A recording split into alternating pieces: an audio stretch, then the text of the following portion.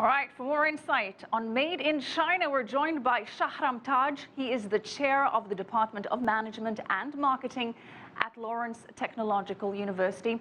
Thanks for joining us, Professor. Hello, Michelle. First, I'd like to thank you for inviting me to be on your program. All right, great. Let's get straight into it, Professor. 83% of consumers outside of China cannot name a single Chinese brand. That's according to Millward Brown's Going Global study. Only 6% of Americans could name one brand. That was Lenovo. Why is this the case?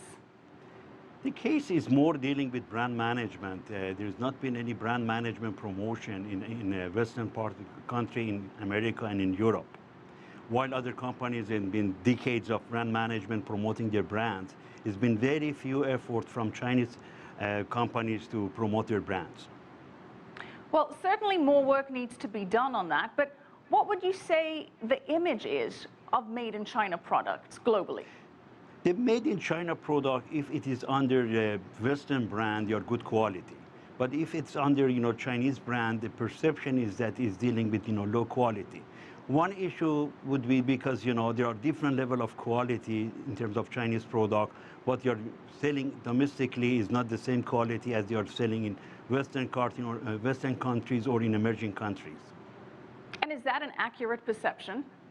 That, today I was talking to a colleague of mine, and she was telling me even you buy item from Alibaba it's different quality than if you buy it from stores.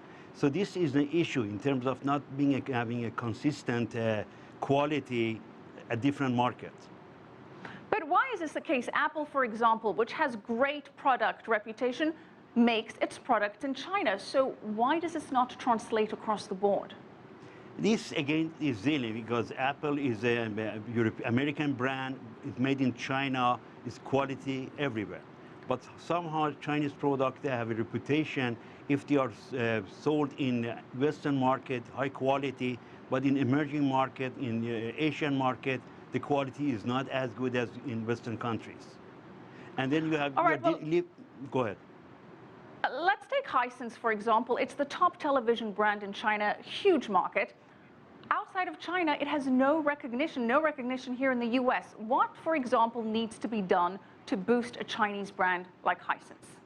Again, what we need to do in terms of, Chinese factory, they have to do Chinese manufacturer companies to do promotion of their brands, and also in terms of consistent quality.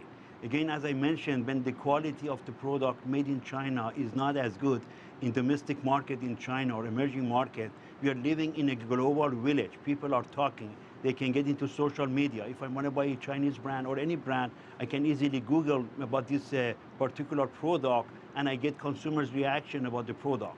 So it's very, very important to have a good quality product for all markets, and then do promotion of the brands. Well, Professor Taj, China is the world's largest manufacturer, but it is now rebalancing more towards a consumer-driven economy. It is, of course, still a vast manufacturing sector, but that has been struggling with overcapacity as demand globally has been slowing down. What would you say are the biggest challenges facing China's manufacturing sector right now? To my analysis, the biggest challenge is the rising labor rate. The labor rate is going up.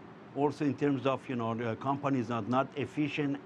And also in terms of, younger generation in China, they prefer to be in service industry rather than in manufacturing industry. Well, Professor, you mentioned those rising labor costs, and quite rightly, China is now competing with other countries that may be pricing things cheaper. In terms of rising labor costs, who are China's biggest competitors? I would say India. They have, emerging younger generation in terms of labor force, in terms of on the positive side for India, but on positive side for China, we have a much more experienced labor workforce in China and much better infrastructure in China. And also, hopefully, by spending money in research and development, by improving product quality and features, Chinese manufacturing would become more competitive.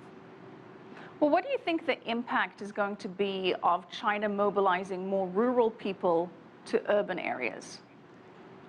provided these urban areas are emerging area in the western part of China, not in the shore area like in Beijing and Shanghai area corridor. It should be in the emerging, developing urban area in western part of China. That would be a good move. Okay.